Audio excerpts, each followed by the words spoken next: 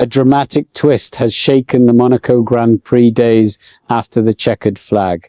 What looked like a painful defeat for Pierre Gasly and Alpine has suddenly turned into one of the biggest reversals of the season, and the consequences are reaching far beyond a single podium finish. When the race ended, Gasly crossed the line in third place, but 2 penalties for allegedly speeding in the pit lane pushed him all the way down to 7th. It was a devastating blow. Valuable points disappeared, a podium was lost, and Alpine was left furious. The team immediately launched a challenge, insisting that the French driver had done nothing wrong. At first, many expected the penalties to stand. After all, the FIA had already reviewed the incident during the race weekend. But Alpine returned with new evidence and requested a formal review. The governing body accepted the request, acknowledging that the team had presented information strong enough to justify reopening the case. And this is where the situation becomes serious. After a new hearing, the FIA officially reversed both penalties. The investigation revealed a critical issue involving the way the speed calculations had been made in the Monaco pit lane. According to the official report, later LiDAR scans showed that the actual distance between 2 timing loops was shorter than the distance originally used by the system to calculate vehicle speed. That detail changed everything. FIA officials recalculated the data using the corrected measurements and reached a completely different conclusion. The numbers showed that Gasly had not exceeded the 60-kilometer speed limit between the 2 timing loops.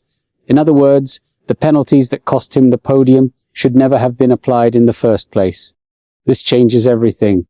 The controversy became even bigger because McLaren, Red Bull, and Racing Bulls all appeared during the hearing to oppose the reversal.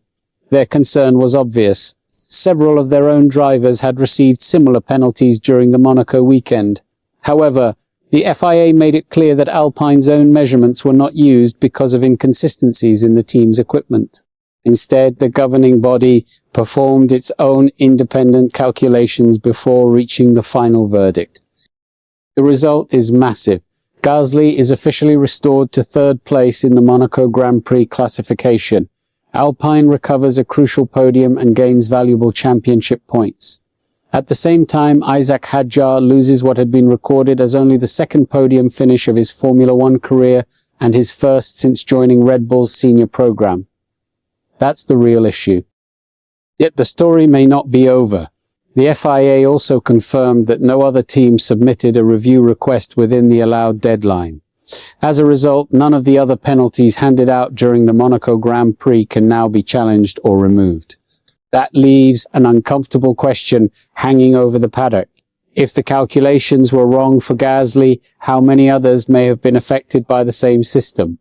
And while Monaco's final standings have changed, the debate surrounding the FIA's procedures may only be getting started. What's your take on this situation? Share your opinion below and don't forget to subscribe to the channel for more Formula One updates.